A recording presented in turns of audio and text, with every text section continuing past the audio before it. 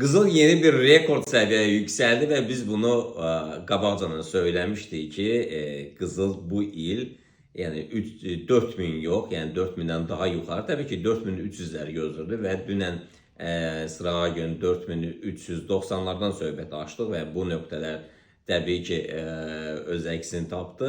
Yəni qalxması təbii ki hamı deyir, yəni gecə istənilən bir rəqəmi söyləyin Qızıl haqqında, qalxması haqqında bir rəqəm söyləyin. Gecə yatan səhər duran həmin rəqəm olur və Qızıl yenidən növbəti hədəfləri 4553-54-lər və 4729-lar, 4731-ləri göstərir.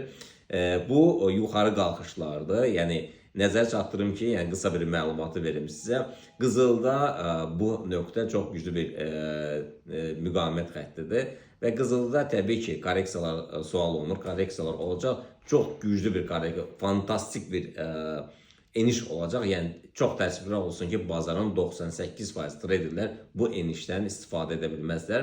Yalnız 1-2%-i onların da yəni bəxti gətirər ki, biz sel verərlər və çox fantastik, yəni gözlənilməz bir eniş gözlənilir. O da yaxın günlərdədir, heç də uzaqda deyil.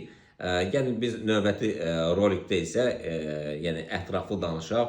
Bugün nələr baş verəcək? Yəni sadəcə olaraq 1 dəqiqəlik edirik ki, çox uzanmasın rolik, yəni baxıcılar üçün, izləyicilər üçün.